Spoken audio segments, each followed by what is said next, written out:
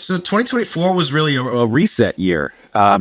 So 2024 was the year that the democratic world really went to the polls. There's some astronomical percentage of the global population that voted in elections this year. We really here at Ledger, we really focused on three. First was the EU elections in the first half of the year. And then the UK election over the summer, and then finally the US election just a few weeks ago. And what that meant for me really is that sort of legislative activity stopped at the end of 2023. That's when things really shifted toward the more political and the electoral process in most of our key markets. And so there wasn't a whole lot of legislation happening. There wasn't a whole lot of new rulemaking going on. And so there was sort of less to do for us on that front. But lots of things were changing as a result of these elections. And so there was a lot to keep up on and to position us for going forward.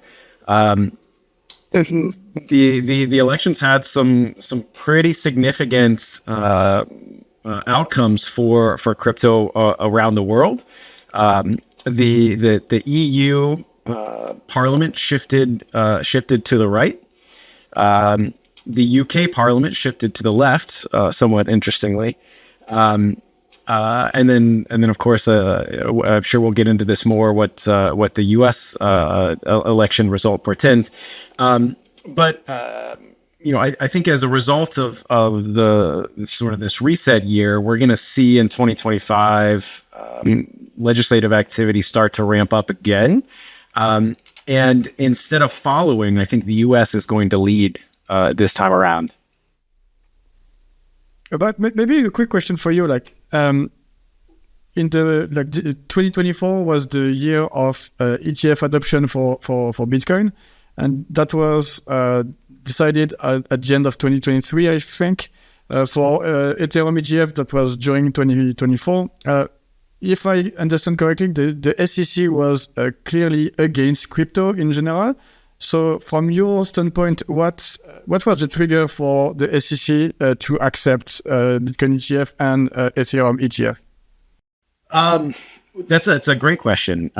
First of all, I would say they didn't accept it. The SEC was compelled by a U.S. federal court to approve the Bitcoin spot ETF application. This is because they had previously approved Bitcoin futures ETFs. And Grayscale took one for the team and litigated the refusal of the SEC to approve the spot ETF applications. And at the end of that litigation process, a federal court said, there's no meaningful difference here between the futures ETFs you already approved and the spot ETFs you are now blocking, and ordered them to approve them.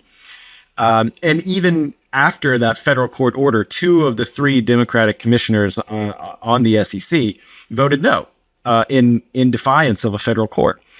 So I wouldn't say that they accepted it, but they were forced to approve the applications in January. And that came as a bit of a surprise.